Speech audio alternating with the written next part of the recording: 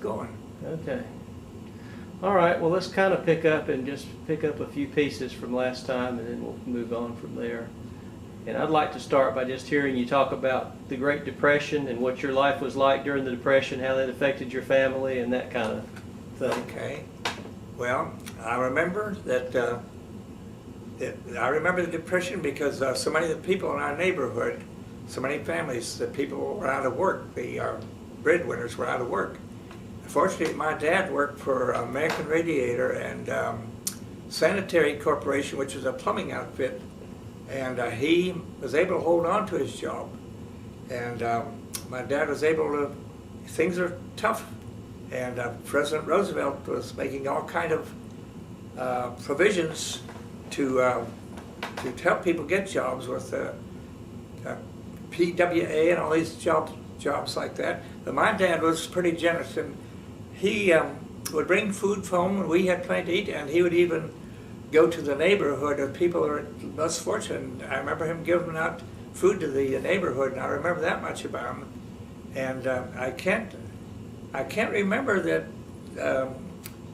it was hard. I worried about people that didn't have jobs, but we were eating enough, and we were too young, really, I guess, to realize that the seriousness of that depression.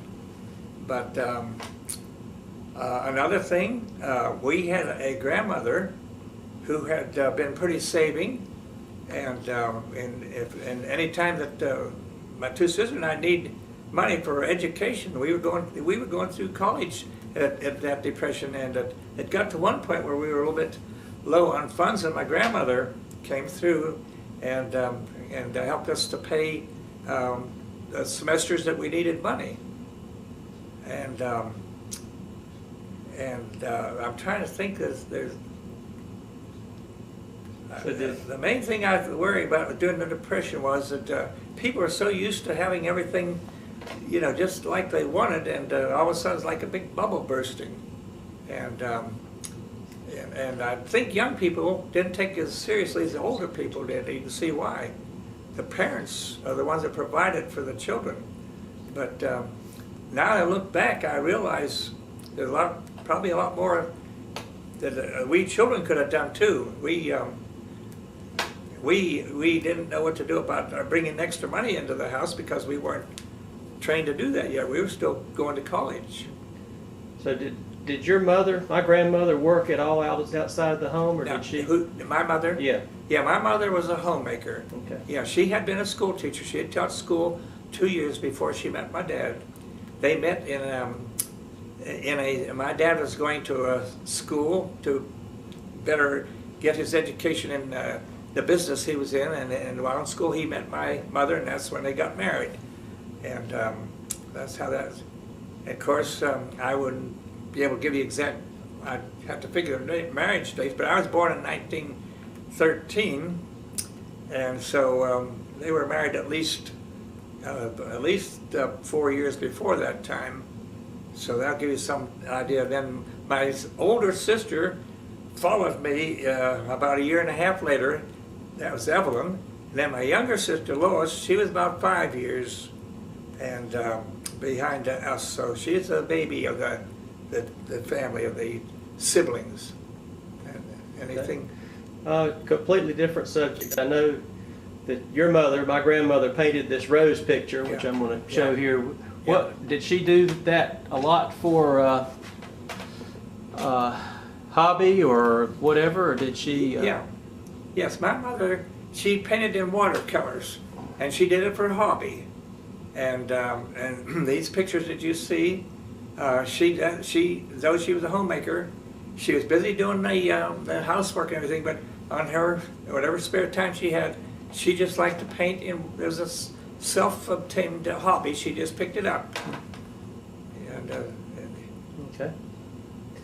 Now, after you graduated from school, you said that you worked with I think it was a government job for a while. Or yes. What happened? Yeah. After I got out of college, what I did, I might have told you earlier how I got interested in radio just as a young kid in church, going down to this new radio station and playing on my harmonica, and I was just hypnotized or mesmerized by the mystery of radio, and I just started dibbling, and I thought, well, I thought I could make a living at it, and what I did was more getting into radio as a hobby.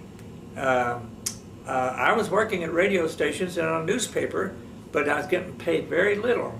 And the man, of course, he wasn't tight. He was just doing what he thought. If I liked to work that much, I was enjoying the work so much I didn't need money, but I did need money. But anyway, I made money working at South Hills Dispatch, writing a radio column, and then because I worked at a newspaper, there's a radio station in town called KQV, which was a streetcar ride from where I lived, and I had started out on a couple of radio stations in town, just going in and not being annoying, but just asking if I could sit in and watch them broadcast, and I got just really bitten by the bug, and they were good enough to let me sit in their programs and learn what I could without pay, of course. And I did start getting paid for putting the KQV radio broadcast on once a week.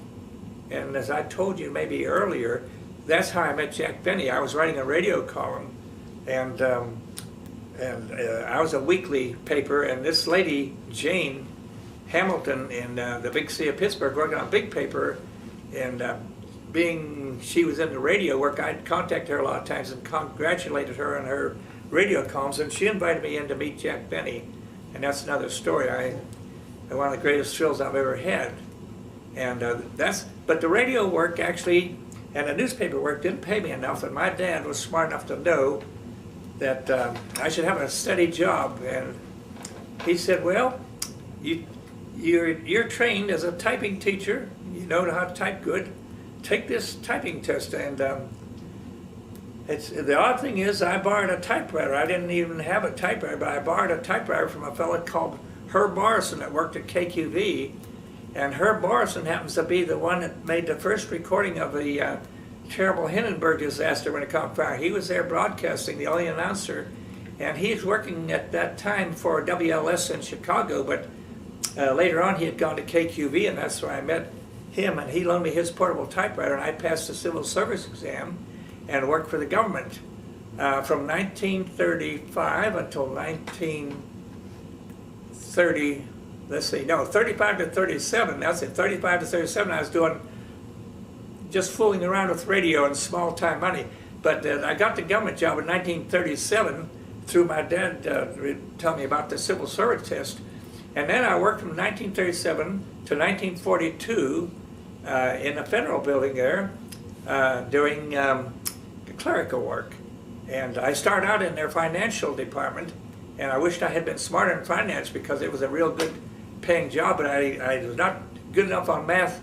I hadn't trained in math in college, so they transferred into what you just call secretary pool, and I pounded out typewriters, and I really was getting pretty bored of the job, and it just so happened that the war came along, which I wish hadn't, but that's the only thing we had to do to get Hitler defeated.